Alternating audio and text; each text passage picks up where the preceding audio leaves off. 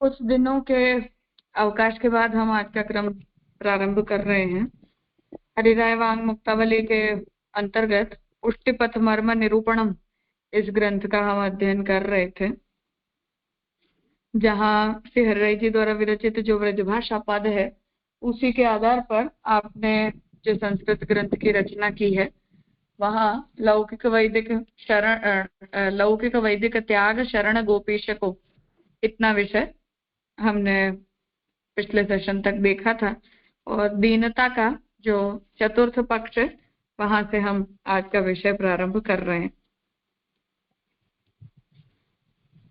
अब तक हमने ये बात देखी थी कि पुष्टि मार्ग में जिन जिन सिद्धांतों की अतिशय आवश्यकता मानी गई है या जिन सिद्धांतों का अनुसरण पुष्टि मार्गीय भक्त के लिए अतिशय आवश्यक है, उन विषयों का यहाँ श्री हरिराय जी निरूपण करना चाह रहे हैं, जिसमें सर्वप्रथम आपने श्री महाप्रभु जी के प्रति अनन्य दृढ़ता और विश्वास को साधन रूप बताया, और उसके बाद दूसरा तनुवित्तजा पूर्वक चित्त की कृष्ण प्रवणता सिद्ध करनी और उसके द्वारा होने वाली जो मानसी सेवा है उसकी उत्तमता का निरूपण किया।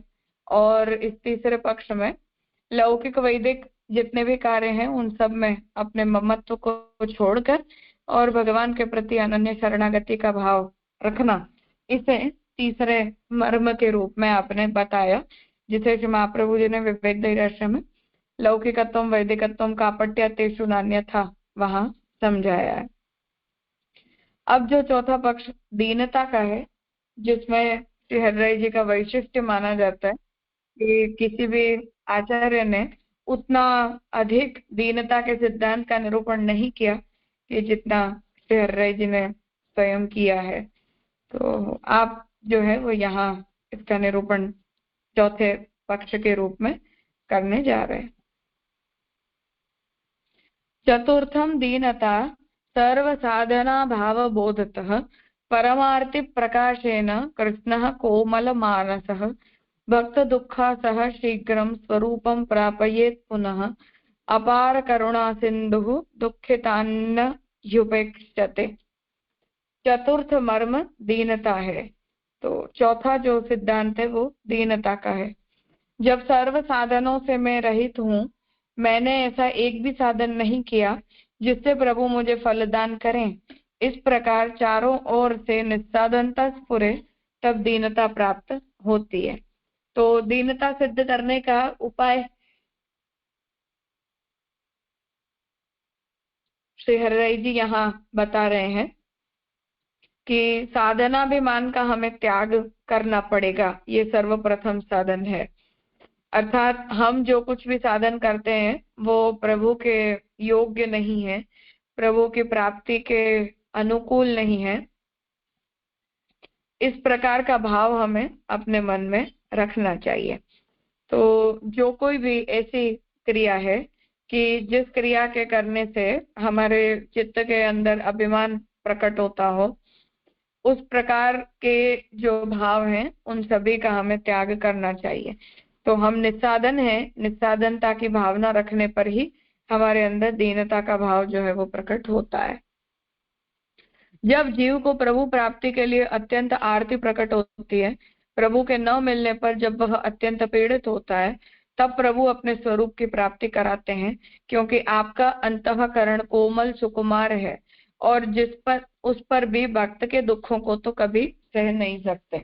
तो इतनी दीनता हमारे अंदर होनी चाहिए कि हमारे पास भगवत प्राप्ति योग्य कोई भी साधन नहीं है, और निस्साधन होने के कारण जब हमारे हृदय में इतना दुख उपस्थित होता है कि भगवान हमें कब मिलेंगे, कब हमें भगवान की प्राप्ति होगी, उस प्रकार की जब अतिशय दुख की अनुभूति भक्त को होती है, तो भगवान जो है वो अपने भक्त के दुख को सह नहीं पाते, और जब भगवान सह नहीं पाते तब भक्त के दुख का निवारण करने के लिए भगवान उसे शीघ्र ही प्राप्त हो जाते हैं। इससे जब जब भक्त को आरती होती है तब स्वयं स्वरूपानंद का दान करते हैं, क्योंकि आप अपार करुणा के सिंधु सागर हैं, इसीलिए दुखित भक्त की प्रभु कभी उपेक्षा नहीं करते। तो भक्त के दुख को जो है वो प्रभु सह नहीं पाते, इसलिए भक्त जब भी दुखी होता है तब तुरंत ही भगवान उसे फलदान करने के लिए प्रकट हो जाते हैं। जैसा हम दशम स्कंद की सुबोधनी में देखें तो वहां भी महाप्रभु यही आज्ञा करते हैं कि भक्तों के दुख का निवारण करने के लिए ही भगवान का प्रकट हुआ। तो देवकी जी को दुख हुआ, अन्य देवताओं को दुख हुआ, ब्रजवासियों को दुख हुआ, तो सबके दुख का निवारण करने भगवान प्रकट हो गए। तो वही यहाँ फिर रही जी आज्ञा कर रहे कि सर्वप्रथम तो हम निस्साधन है, निस्साधनता का भावन करने से हमारे अंदर दैन्य भाव आता है कि हम तो दीन है, दुखी है, हमारा तो आपके अलावा कोई है नहीं, और आपको प्राप्त करने योग्य साधन करने के लिए भी हम केपेबल नहीं है। उतना जब हृदय में हमारे भाव उपस्थित होता है तब भगवान भक्त के दुख को देख के और उसे फल देने के लिए प्रकट हो जाते हैं। इसलिए जो दीनता है वो भक्ति मार्ग में सहायक साधन बताई गई है। पांचवा जो विषय है वो है भाव उद्बोध। पंचमम कृष्ण लीलाया भावनम हृदि सर्वथा तद्भावेन प्रभुः प्राप्तो भावात्मा तत् अभेदतः नहि लीला विचारेतु स्वरूपाद् अतिरिच्यते स्वसर्वधर्म रूपत्वात् प्रभोर्भेदो न युज्यते तथापि आविष्कृते रूपे भेद बुद्धिर्निजेच्छया लोकदृष्ट्या यथा सूर्ये किरणेषूदिते सति धर्मधर्मी प्रतीतिर्हि प्राकट्ये रूपलीलयोः अन्तः स्थितौ तु लीलैव स्वरूपमिति निश्चयः। गुणगाने तथाचार्यैः आसक्तिवशतो हरौ जाता तन्मयता क्रीडा मयतैव निरूपिता लीला स्वरूपतो नैव भिन्ना किरणसूर्यवत् प्रतीतिमात्रतो भेदः स्वरूपेण न वस्तुतः। कृष्णः प्रविशति प्रीतो लीलाया हृदयस्थितौ तदात्मा सकलैः स्वीय स्वरूपैः इति निश्चयः। पांचवा मर्म भावोद्बोध है। तो अब पांचवा जो सिद्धांत है श्री जी बताते हैं कि भाव का उद्बोधन अर्थात भाव का प्राकट्य। सदानंद प्रभु की नित्य नूतन लीला की निरंतर हृदय में भावना करनी, यह पांचवा मर्म है। तो भगवान ने अपने भक्तों का उद्धार करने के लिए जो जो लीलाएं की हैं उन सभी लीलाओं का निरंतर हृदय में भावन करना, ये पांचवा साधन बता रहे हैं। इसे श्री महाप्रभु जी ने साधन निरोध बताया है। तो निरोध लक्षण में कारण निरोध, करण निरोध, साधन निरोध, फल निरोध, इन चारों ही प्रकार से निरोध के अवस्थाओं की और प्रकारों की व्याख्या की गई है, जो अपने श्री लालू भट्ट जी ने प्रमेय रत्नार्णव में भी की है। तो वहां भी आज्ञा करते हैं कि भक्त को जब भगवान अपने प्रति आकर्षित करना चाहते हैं तो उनका चित्त भगवान के प्रति आकर्षित हो, उनका चित्त भगवान में बढ़ चढ़ कर लगे, उस भाव से भगवान स्वयं ही उस प्रकार की लीलाओं को प्रकट करते हैं कि जिन लीलाओं को करने से भक्त का भगवान के प्रति आकर्षण बढ़े। तो जैसे ब्रजभक्तों को जो अच्छा लगता था ऐसा भगवान करते थे। तो जब भगवान उन्हें उस प्रकार की लीलाओं को करते देखते, जब भक्त भगवान की उन लीलाओं को देखते हैं तो उनका मन भगवान के प्रति आकर्षित हो जाता है। तो वो साधन निरोध है। इसलिए उन लीलाओं का चिंतन करने से हमारे अंदर भी भाव प्रकट होता है। प्रभु की लीलाएं हमारे चित्त को आकर्षित करती है। उस लीला की भावना करने से प्रभु प्राप्ति होती है। भाव हृदय में आए तब वे भाव स्वरूप हृदय में पधारे ही, इसमें आश्चर्य क्या। तो भाव जो भगवान की लीला है उनका श्रवण करने से, चिंतन करने से हमारे हृदय में भाव प्रकट होता है, और जब भावनात्मक रूप से भगवान हमारे हृदय में प्रकट होते हैं तो स्वरूपात्मक रूप से भी भगवान प्रकट हो जाते हैं, क्योंकि उन दोनों रूपों में भेद नहीं है। उपरांत प्रभु की लीला भी भिन्न नहीं है, लीला भी स्वरूप ही है। इससे भी उस लीला की भावना करने से वह लीलात्मक और लीला भावात्मक प्रभु हृदय में विराजमान हो, ऐसा अर्थ अत्यंत सुघटित है। तो ठाकुर जी में, ठाकुर जी के स्वरूप में, ठाकुर जी के नाम में, प्रभु की लीला में, इन सब में कोई भेद नहीं माना गया है। तो महाप्रभु ये आज्ञा करते हैं कि ठाकुर जी का नाम भी स्वरूपात्मक है, प्रभु की प्रत्येक लीला भी स्वरूपात्मक है। तो स्वरूपात्मक होने के कारण जो लीलाओं का हम भावन करते हैं वो साक्षात प्रभु का भावन ही है, अर्थात भगवान उससे अलग नहीं है। जैसा हम हनुमान जी के लिए कहते हैं कि जहां जहां भी रामचंद्र जी का चरित्र गाया जाता है वहां वहां हनुमान जी की उपस्थिति होती है। तो ये उस प्रकार से उसकी नित्यता, उसकी भगवत रूपता, आनंद रूपता मानी गई है, जिस वजह से महाप्रभु जी आज्ञा करते हैं कि जो व्यक्ति भगवत सेवा परायण नहीं हो पाता किसी कारणवश, वो व्यक्ति जब श्रवण कीर्तन स्मरण परायण होता है तब भी भगवान का ही चिंतन वो करता रहता है, और उस वजह से उसे भी वही फल की प्राप्ति होती है। अर्थात इंद्रियां जो है वो बाह्य रूप से भगवत प्रवण नहीं हो पाती है, परंतु आंतरिक रूप से धीरे धीरे भगवान में प्रवण होते होते अंततः उसे भी वही फल प्राप्त होता है जो सेवाकर्ता को प्राप्त होता है। तो ठाकुर जी के नाम में, प्रभु की लीलाओं में, उसी वजह से भागवत की भी भगवत रूपता मानी गई है। जब लीला के स्वरूप का विचार करते हैं तब लीला प्रभु के स्वरूप से भिन्न नहीं की जा सकती। प्रभु भिन्न और उनकी लीला भिन्न, ऐसे भेदभाव को स्थान नहीं मिलता। तो जो सिद्धांततः जगत जीव के साथ हम भगवान का तादात्म्य मानते हैं, उसी प्रकार भगवान के नाम और भगवान की लीलाओं के साथ भी तादात्म्य है। यदि प्रभु में भेद हो तो उनकी लीला में भी भेद हो, ऐसा तो हो ही नहीं सकता। प्रभु भी भिन्न भिन्न हो, प्रभु तो एक ही है, परंतु उनके धर्म अनेक हैं। वे धर्म भी भगवत स्वरूप से भिन्न नहीं है, परंतु प्रभु रूप ही है।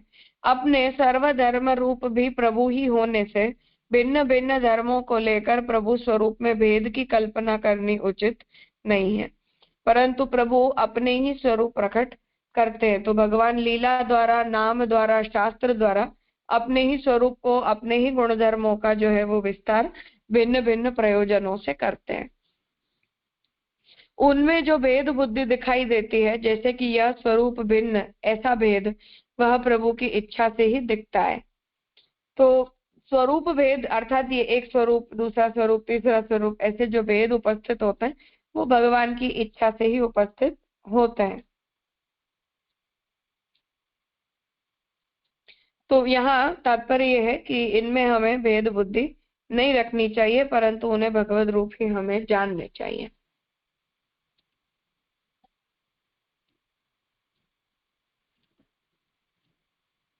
हाँ, दृष्टांत के तौर पर जैसे सूर्य के संबंध में लोगों की दृष्टि में भेद बुद्धि होती है। सूर्य उदित होता है तब वह भिन्न और उसकी किरणें भिन्न, ऐसा लोगों की दृष्टि में दिखता है। उसी प्रकार जब प्रभु अपना स्वरूप और उस स्वरूप से करने की लीला प्रकट करते हैं, तब प्रभु के वे लीला रूप धर्म और उस लीला से युक्त धर्म स्वरूप, इस प्रकार भेद बुद्धि होती है। जैसे श्री नवनीत प्रिया जी के प्रकट स्वरूप में बाल लीला की स्फूर्ति मुख्यतः होती है, और श्री गोकुलेंदु के स्वरूप में मुख्यतः रास लीला की स्फूर्ति होती है, और इससे दोनों स्वरूप में भेदभाव होता है। यह सब जब उस स्वरूप से ऐसी भिन्न भिन्न लीलाएं प्रकट की गई हों, तभी ऐसी लीलाओं के आधार पर उस स्वरूप में भेदभाव माना जाता है।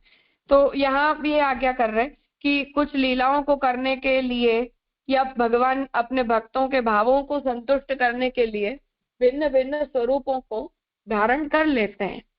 तो जैसे हम उस वैष्णव स्त्री के चरित्र में देखते हैं कि उसने कभी अपने सेव्य स्वरूप के अतिरिक्त किसी अन्य स्वरूप में ठाकुर जी के स्वरूप की कल्पना की ही नहीं थी। तो उसे ऐसा लगा कि ठाकुर जी कभी भी बालकृष्ण जी के स्वरूप में हो ही नहीं सकते, वो तो केवल मदन मोहन जी ही होते हैं। तो जब कोई अन्य वैष्णव उसके घर स्वरूप पधरा गया तो उसे ऐसा लगा कि ठाकुर जी को ठंड लग रही है। तो ऐसी भावना करके उसने ठाकुर जी को इतनी मालिश की कि उसके भाव के कारण ठाकुर जी को मदन मोहन जी बन जाना पड़ा। तो अब ये स्थितियां ऐसी हैं कि जिनमें भक्त का भाव जब ऐसा रूढ़ हो जाता है, यद्यपि ठाकुर जी बाल स्वरूप में हो या किशोर अवस्था में हो, ठाकुर जी के स्वरूप में कोई भेद नहीं होता, परंतु उस स्त्री की अपने सेव्य में स्वरूपासक्ति उतनी थी कि उसने किसी अन्य रूप में कृष्ण के स्वरूप की कल्पना की ही नहीं थी। तो अब यद्यपि दोनों स्वरूप में तादात्म्य है, दोनों लीलाओं में भी तादात्म्य है, परंतु स्वरूपतः भगवान कभी कभी भक्तों के भावों को संतुष्ट करने के लिए मुख्यतया अपने स्वरूप में किसी प्रकार की लीला को उद्घाटित करते हैं। और उस प्रकार की विशेष लीला उस स्वरूप से उद्घाटित होने के कारण जो है वो हमें ऐसा लगता है कि इन दोनों स्वरूपों के अंदर भेद है, या ये दोनों स्वरूप जो है वो अलग अलग हो गए हैं। इसलिए उसकी स्पष्टता यहाँ श्री हरिराय जी करना चाह रहे हैं कि ऐसी जो लीलाएं होती हैं वो भी भक्तों के भावों को संतुष्ट करने के लिए होती है, परंतु उससे ठाकुर जी के स्वरूप में जो है वो कोई भेद आ नहीं जाता है। तो उसके लिए ही यहाँ व्याख्याकार जो है वो उसने उदाहरण दिया है कि जैसे गोकुल चंद्रमा जी के स्वरूप का हम दर्शन करते हैं तो वो किशोर वय में ठाकुर जी हैं, तो वहां कोई एक प्रकार का भाव प्रकट होता है। नवनीत प्रिय जी का जो स्वरूप है वो बाल स्वरूप है, तो बाल स्वरूप के अंदर कुछ उस प्रकार की भावना मुख्यतया प्रकट होती है, परंतु उसका अर्थ ये नहीं है कि गोकुल चंद्रमा जी में या नवनीत प्रिय जी के स्वरूप में कोई प्रकार का भेद है या उनकी भगवत रूपता में कोई प्रकार का डिफरेंस आ जाता है, परंतु लीला भावना के कारण और भक्त के भाव के कारण उस प्रकार के स्वरूप को प्रभु धारण कर लेते हैं। लीला भेदे स्वरूप भेद, यह सिद्धांत एतन मूलक ही लगता है। यह भेदभाव जब वह स्वरूप और वैसी लीला प्रकट होती है तब ही गिना जाता है। जैसे सूर्य उदित होता है तभी उसमें और उसकी किरणों में भिन्नता दिखती है। उदित न हुआ हो तब तो किरणें और सूर्य भिन्न नहीं है, ऐसा ज्ञान होता ही नहीं। उसी प्रकार जब सदानंद प्रभु अपनी सदानंदमय लीला और स्वयं प्रकट होते हैं तब उस लीला और उस स्वरूप में भेदभाव दिखता है। जब आप अंतर रमण करते हैं तब स्वरूप लीला स्वरूपात्मक गिने जाते हैं, ऐसा निश्चय है। तो अपनी लीलाओं को जब भगवान बाहर प्रकट करते हैं तो प्रभु के स्वरूप अनुसार उन लीलाओं में हमें डिफरेंस दिख जाता है, परंतु जब तक भगवान ने उन लीलाओं को उद्घाटित नहीं किया तब तो वो सारी लीलाएं भगवान में अंतः स्थिति हैं। जैसा कि हम जगत के लिए देखते हैं कि जब तक भगवान ने इस जगत को जब प्रकट कर दिया तो भगवान के सदंश में से और चिदंश में से अनंत सृष्टि प्रकट होके बाहर आ जाती है, और बाहर आ जाती है तब फिर भेद हो जाता है कि हाँ ये सद अंश हैं, ये सारे चिदंश हैं। परंतु जब तक वो सब भगवान के अंदर होते हैं तब तो वो भगवत रूप होके एक ही होता है। उसी प्रकार से भगवान ने जब तक उन लीलाओं को प्रकट किया ही नहीं है तब तक अंतः स्थित होने के कारण तो वो सारी की सारी लीलाएं भगवत रूप हैं और एकवत भाव है उनमें। परंतु जब भक्त की भावना अनुसार भगवान उन लीलाओं को प्रकट करने का उद्यम करते हैं तो भावना अनुसार, स्वरूप अनुसार और भक्त की इच्छा अनुसार उन सभी लीलाओं के अंदर उतने प्रकार का जो भेद है वो हमें दिखाई देने लग जाता है।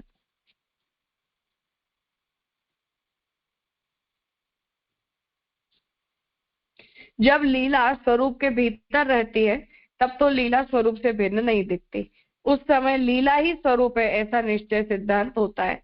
इसीलिए जो बात श्री महाप्रभु जी आज्ञा करते हैं कि भगवान की प्रकट लीलाओं में और भगवान में कोई भेद नहीं है, तो क्योंकि वो प्रकट हो जाता है, तो जैसे सृष्टि में और भगवान में भेद नहीं है उस प्रकार भगवान में और भगवान की लीलाओं में भी कोई भेद दृष्टि नहीं रखनी चाहिए, वो भगवद रूप और तदात्मक ही होते हैं।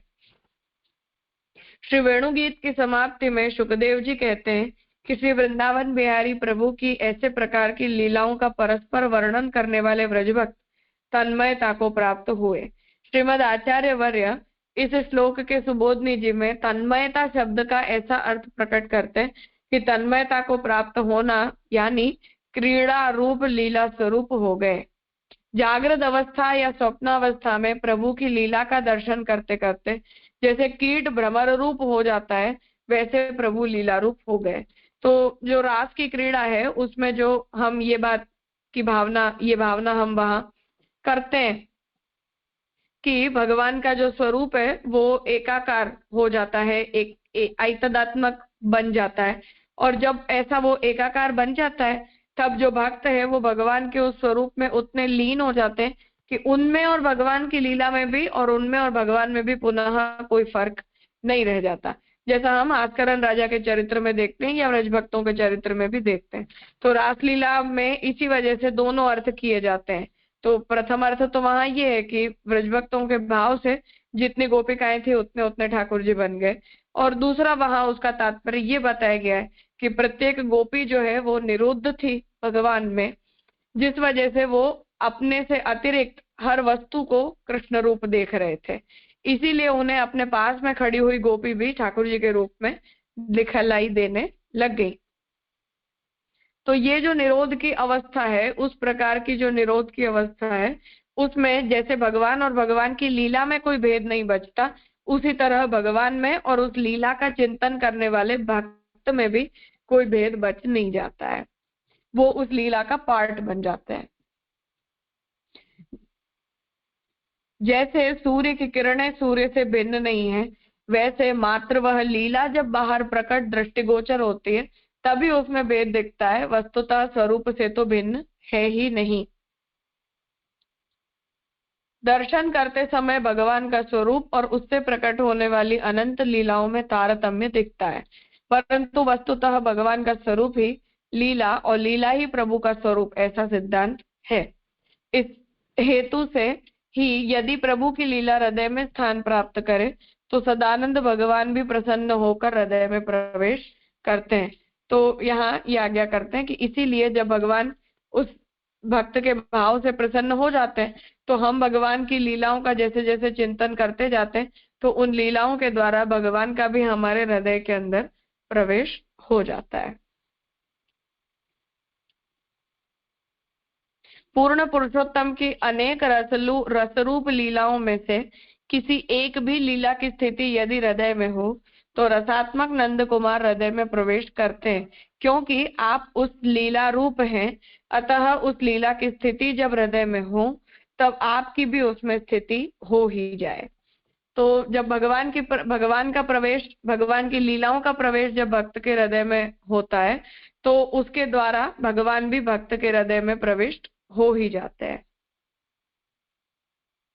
जिस लीला की स्फूर्ति भक्त के हृदय में हुई हो उस लीला में जितने प्रभु के स्वरूप हो उन सर्व स्वरूपों के साथ लीलात्मक प्रभु भक्त के हृदय में प्रवेश करते हैं। तो लीलाओं जैसे सेवा जब हम करते हैं तो निरोध लक्षण में जैसे महाप्रभु ये आज्ञा करते हैं कि हमारी इंद्रियों के द्वार से भगवान का हमारे हृदय में प्रवेश होता है, तो उसी प्रकार जैसे उस द्वार से भगवान का प्रवेश होता है उसी तरह जो भक्त गुणगान पारायण होता है वो गुणगान के द्वारा भगवान का भक्त के हृदय में प्रवेश होता है। तो उसमें सर्व इंद्रियों का विनियोग नहीं हो रहा, परंतु श्रवण कर्ण का हो रहा है, हमारे मन जो है उसका वो भगवान में प्रवण हो रहा है। तो जिन जिन इंद्रियों के द्वारा हम भगवान की गुणों को ग्रहण करते हैं, लीलाओं को ग्रहण करते हैं, उन द्वारों से भगवान का भक्त के हृदय में प्रवेश हो जाता है। और वो प्रवेश जब भक्त के हृदय में हो जाता है तो उसके द्वारा भगवान भक्त के हृदय में प्रविष्ट होकर और उसे वही फल प्रदान करते हैं कि जो फल सेवा करने वाले भक्त को भगवान की सेवा करते हुए इंद्रियों के द्वारा प्रविष्ट भगवान के स्वरूप का लाभ प्राप्त करने से होती है।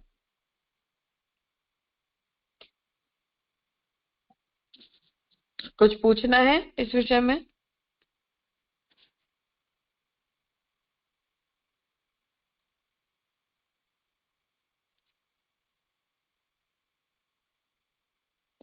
हाँ मास्टर जी।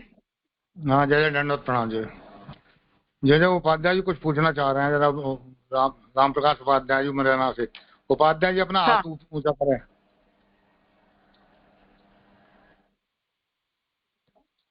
उपाध्याय जी अपना हाथ ऊंचा करें अनम्यूट करने के लिए।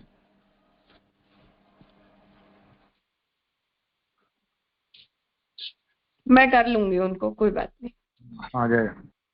हाँ हाँ पूछिए। हाँ जय, मैं ये पूछना चाहता हूँ जय कि जैसे जो शरणागत वाला जो जीव है जो कंठीधारी, वो मतलब वो पवित्र धरा सकता है क्या? हाँ क्यों नहीं धरा सकता, मतलब ठाकुर जी को? हाँ ठाकुर जी। हाँ बिल्कुल धरा सकते हैं, धराने चाहिए। ठीक है। दूसरा प्रश्न ये था जय गुरु जी के सेव्य स्वरूप का जो पाठोत्सव हो तो उसमें उनके स्वरूप के भाव से अपने स्वरूप को चिलकार्थी तो करते ही हैं, मतलब भेंट भी कर सकते हैं क्या जरा? पाठोत्सव के दिन भेंट का क्रम नहीं होता है, हम तो समर्पण करते हैं। तो यद्यपि जिन दिनों में भेंट होती है उनमें भी हमें भाव तो समर्पण का ही रखना चाहिए, इसलिए ऐसे कोई अतिरिक्त व्यवहार की आवश्यकता नहीं है। दूसरे जरा ये छठी के पूजन में वैष्णवों के यहाँ छठी के पूजन का कार्यक्रम रहता है क्या? हाँ, करना चाहिए, कर सकते हैं तो करना चाहिए। नहीं, हम तो करते हैं जरा, पर लोग कुछ लोग ये कहते हैं कि हमको आज्ञा नहीं है। नहीं, ऐसी कोई बात नहीं है, करना चाहिए। जो भी ऐसा क्रम करना चाहे तो जरूर करना चाहिए। दूसरे जैसे जैसे वैष्णव यात्रा में अपन आए रहे हो या कहीं से, जैसे ही तो किसी वैष्णव के घर पे अपन उतरे, मतलब ठाकुर जी संग में हो, तो वहाँ अपने ठाकुर जी उनकी सामग्री आरोप सकें जरा, उनकी सत्ता की सामग्री। हाँ, उनके साथ यदि हमारा ऐसा आत्मीयता का संबंध हो तो वो परिवारवत ही कहलाते हैं, इसलिए उसमें कोई समस्या नहीं है। दूसरे की जरा जैसे अपने ससुराल पक्ष में या हम अपने मामा के पक्ष में जाएं, तो वहां भी बोलो या आग्रह करें तो उनकी भी सामग्री आ सके क्या? यदि उनका भाव हमें अपने ठाकुर जी के योग्य लगता हो और पारिवारिक संबंध हमारे आत्मीयता के हों तो कोई आपत्ति नहीं है, पर हमारा मनमेल यदि अच्छा नहीं है तो फिर वो व्यवहार नहीं करना चाहिए। अवैष्णव है, वैष्णव तो है नहीं जरा, नहीं तो नहीं करना चाहिए। ससुराल पक्ष और मामा पक्ष नहीं, अवैष्णवों का नहीं करना चाहिए। क्यों? सिद्धांत तो यही दिया है कि अवैष्णव की सत्ता स्वीकार करते ही नहीं है, मतलब। हाँ, ठाकुर जी के लिए नहीं करना चाहिए। वो हमें कोई वस्तु दे दे और हमें वो वस्तु प्रभु योग्य लगती हो और हम अपनी इच्छा से करें, ये अलग बात है, पर वो ठाकुर जी के निमित्त प्रदान करें, ऐसा नहीं होना चाहिए।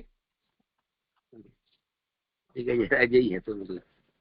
हाँ, धन्यवाद, बहुत बहुत बहुत धन्यवाद।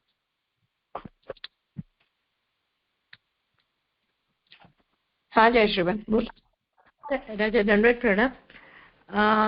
74 पेज पे लिखा है ना, जब आप आंतर रमण करते हैं तब लीला स्वरूपात्मक गिने जाते, तो वो तो आपने बताया कि आंतर रमण होता है तो सब लीला एकवत हो जाती है, ऐसा ही बात समझना है, वो पूरा समझ में नहीं आया।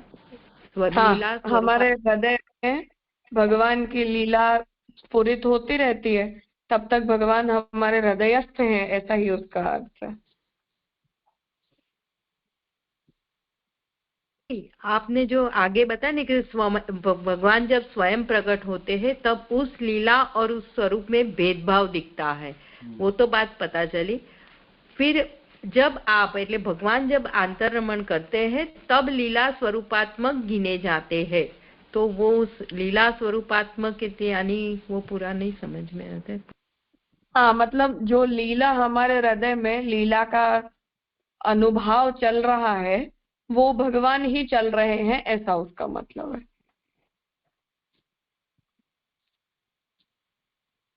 એટલે वो जो लीला हमारे हृदय में चल रही है वो बात है, तो मुझे ऐसा लगा था कि हमारे हृदय नहीं अवतार नहीं लेते तो बात चल रही है उसके बाद। दंडवत प्रणाम। हाँ,